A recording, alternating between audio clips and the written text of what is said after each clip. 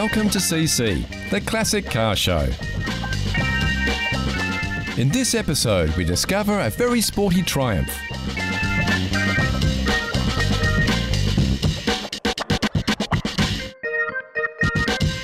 We get behind the wheel of an Italian sports car sedan that set a new standard in perky performance. Also on the show, another collector shows off his garage full of fancy machines. Plus, we test your classic car memory in Know Your Chrome. And another classic of tomorrow.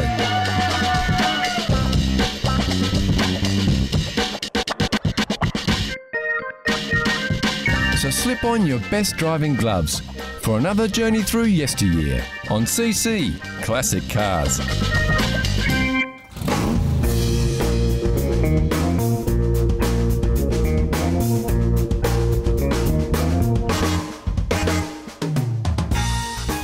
Alfa Romeo is a car maker that has earned a reputation for designing and building unique cars for road and race. And the mid-1960s right through to the late 1970s is considered the golden era of the brand. And this is why.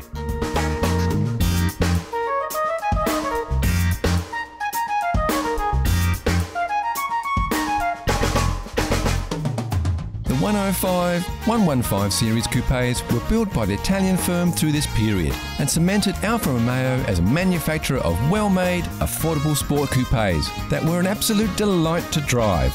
They had style, grace, speed and cost a whole lot less than the competition.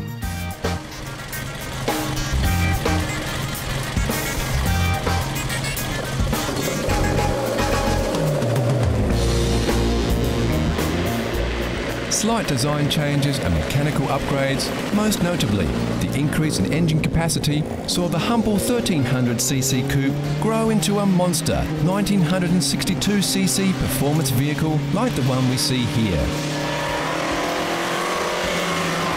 Well, back in the 80s I was looking for a sports car. I looked at Triumphs, Spitfires, TR5s, Alfetta GTVs, but once I extensively drove a lot of them, I found that the 105 Coupe was the car that I enjoyed the most. This is an Alfa Romeo 105 2000 GTV, also known as a Giulia GTV. A four-cylinder fuel-injected overhead cam-powered coupe built in mid-1974. A total of 37,459 of these were built, and in the mid to late 1980s could be purchased for a real bargain if you kept your eye out. With a maximum speed of 195 kilometers an hour, the 2000 GTV was a wolf in sheep's clothing.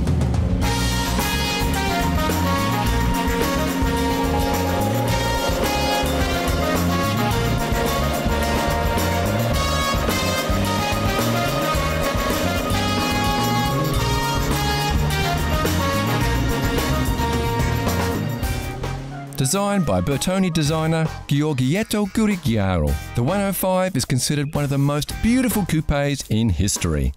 Balance between sports styling and practicality, the sweeping lines look good from every angle. Some menacing and some soft, but always in perfect proportion. We decided to restore the car in the early 90s, and when we restored the car, it took a good 2 years to do so, even though it was in a reasonable condition. At the time, the idea I was going to turn it into a GTAM, which was the race version of that model. But once we stripped the car, got the paint off, the vehicle was in very good condition.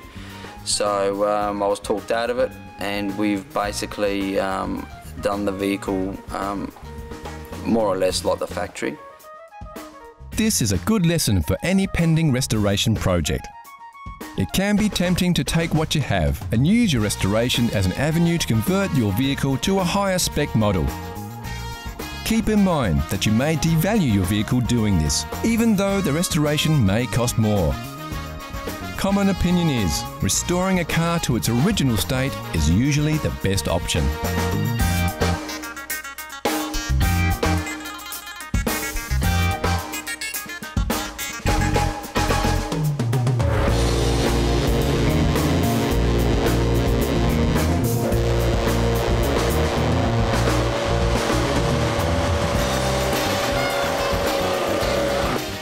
The Giulia has the best reputation of all Alfa Romeos in terms of reliability and build, and a lot of credit can go to the little alloy power plant that gives these sports coupes their get up and go, and is part of what makes this car so special. If I'd had to pick, my number one favourite thing about the car is probably the body shape. It has a unique shape to any other vehicle I've seen. Without it being very elaborate, it has really clean lines. But for a two-door coupe, I don't think you can go past it.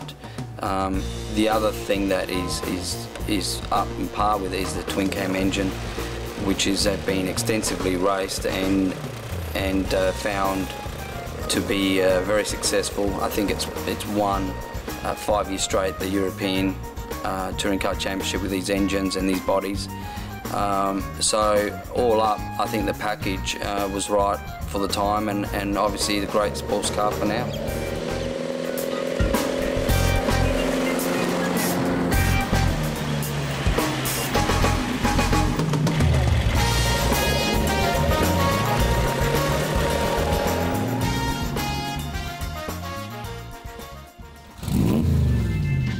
Here's a challenge for all you classic car fans.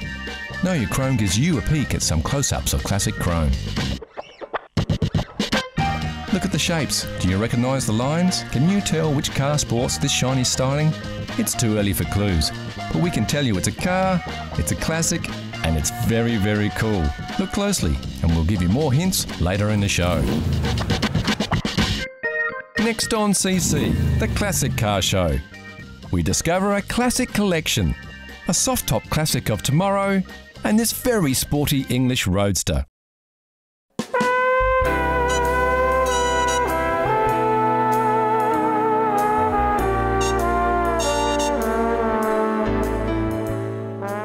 We are always surprised when we find classic car lovers who have taken their love for classic motoring history to the next level and started their own collection.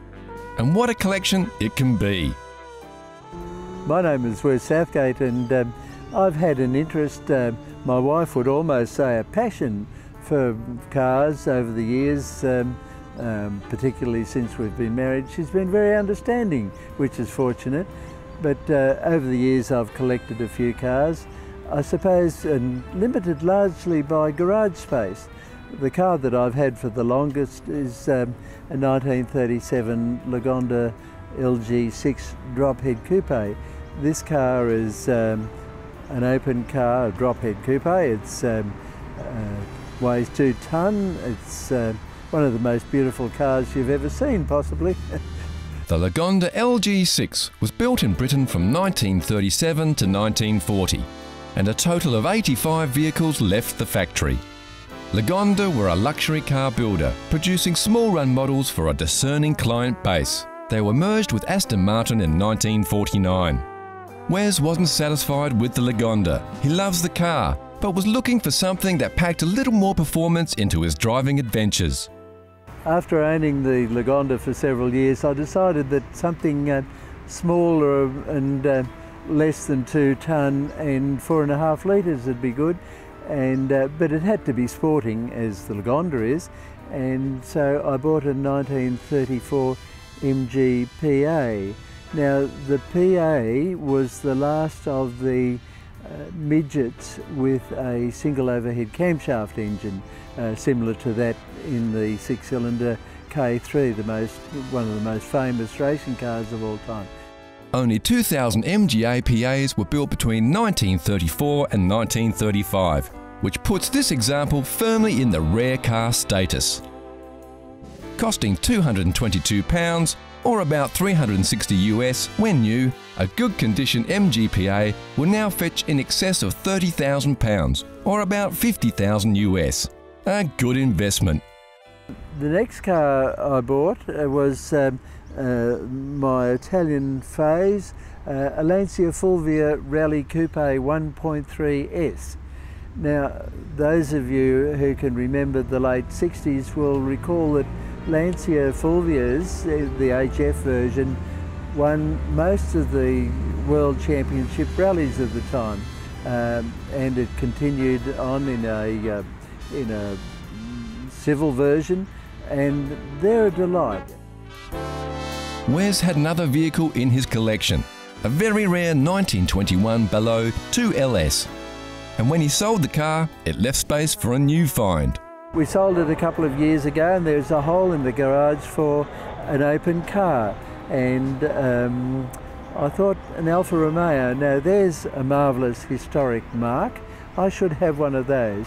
And I like cars of the 70s, so I bought a 1974 Alfa Romeo Spider Veloce, 2 litres and front engine, rear wheel drive, very good brakes and a delight.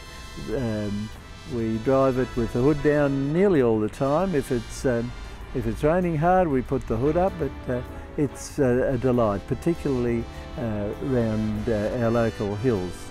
And you would think it would end there, but this collection crosses from 4 wheels to 2. And Wes is also a keen motorcycle rider. In his collection, a Moto Guzzi V50 Mark III 500cc. It seems this collector can't help himself, and just for laughs, he has also found himself a couple of mopeds. A 1969 Honda 50cc and a 1948 British Excelsior. So it just goes to show, classics can be an addiction.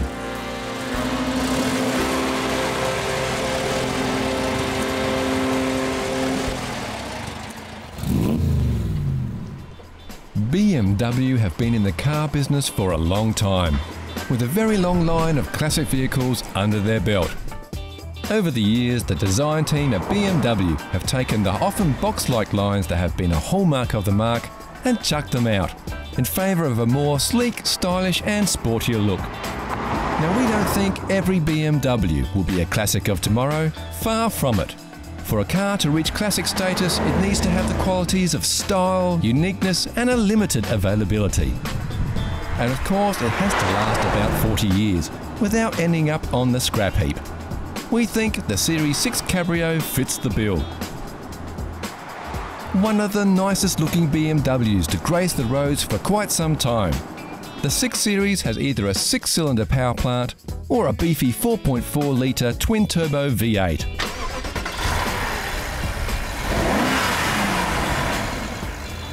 So not only does it look good, you can get from 0 to 100 kilometers per hour or 0 to 60 miles per hour in just 4.9 seconds. That's no slouch.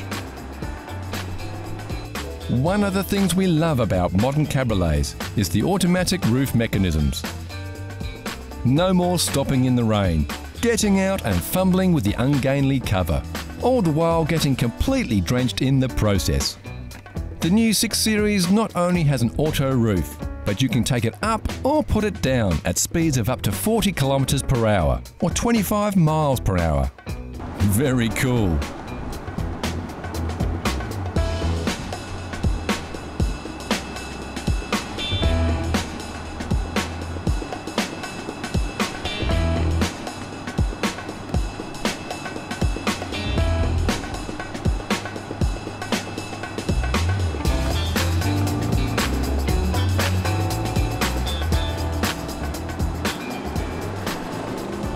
So what about price for this piece of tomorrow's history? Well, at $85,000 US, or about £50,000, you can go find yourself an existing classic. But if you want the style and comforts of today and enjoy a classic in your later years, the BMW 6 Cabriolet might just be your classic of tomorrow.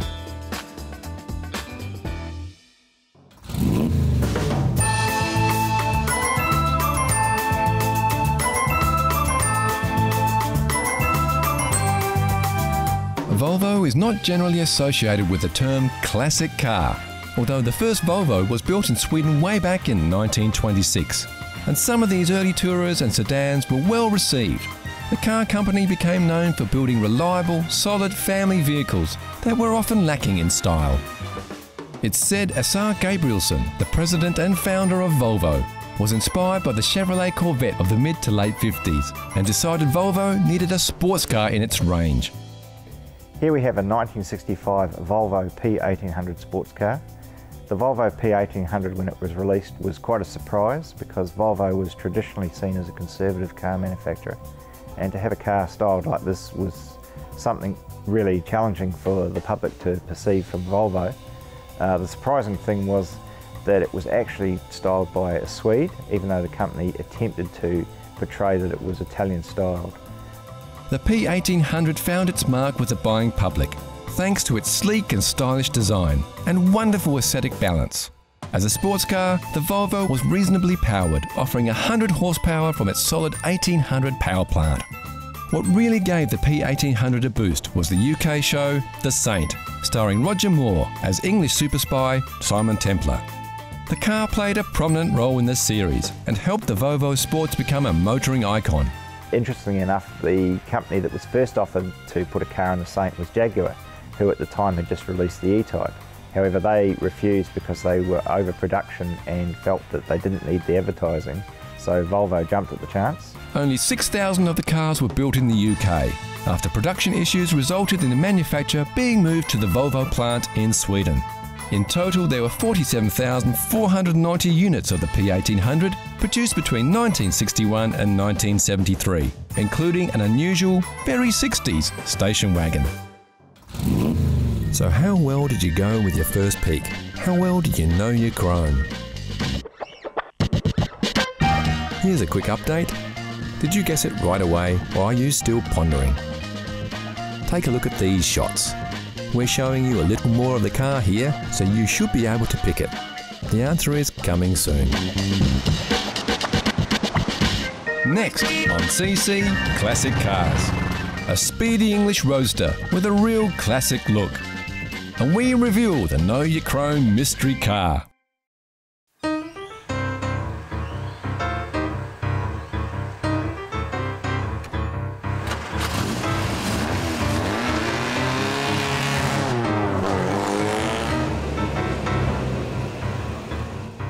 Back in the 50s, when Laurie Cousins was a schoolboy, he often dreamed that one day he might be the owner of an exciting sports cars like those that raced in the Le Mans 24-hour race in France.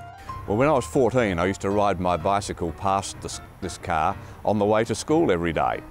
And by the time I was 15, I stopped riding past and I would go into the house and ask the man if he'd like to sell me the car. Of course, I had no money at the time, but I kept on asking.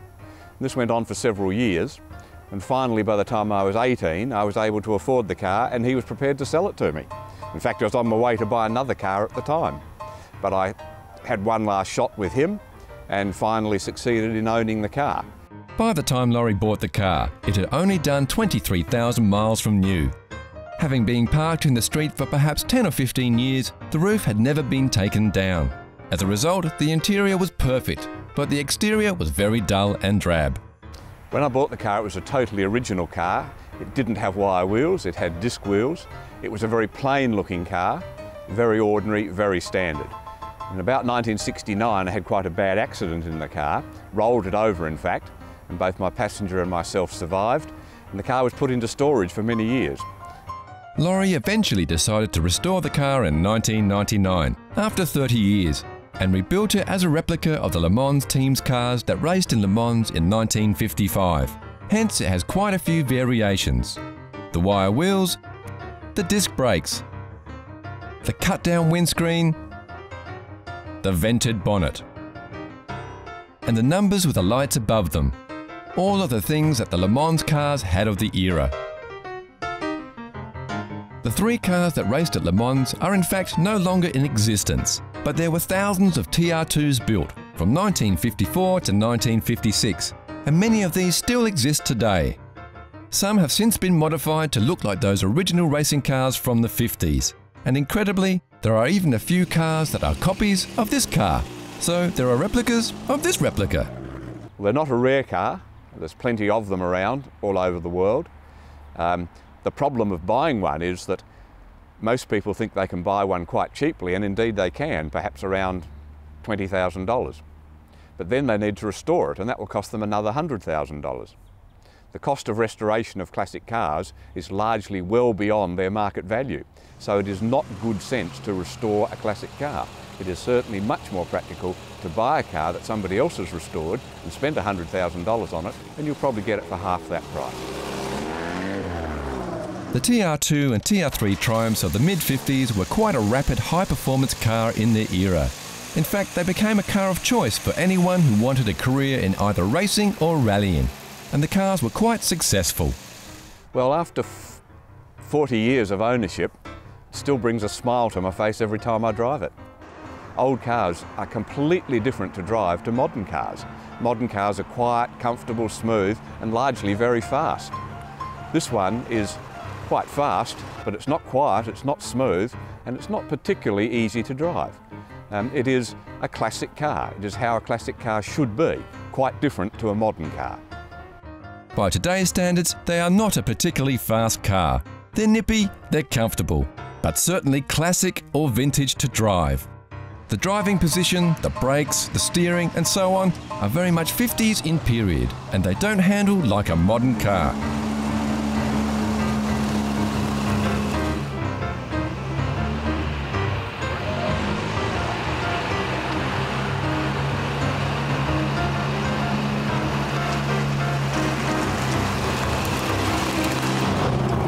It has been said, the ownership of a classic car is as much an obligation as it is a pleasure. They have to be maintained, they have to be cleaned, they have to be treated in the leather, they have to have oil changes and brake linings, and so on. Perhaps more so than modern cars. But for Laurie, it's all worth it for the pleasure of owning them and driving them. I use the car now only once a year in competition, and that's in an historic race meeting held at Easter here in South Australia. It's driven regularly on the road.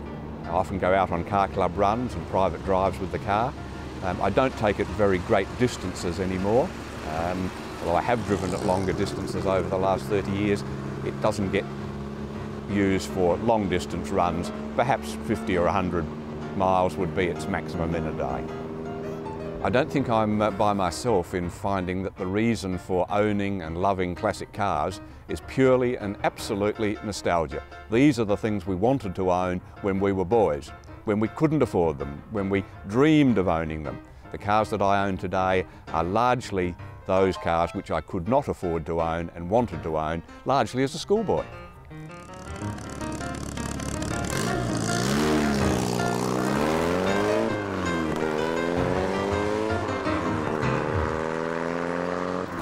So how well did you know your chrome?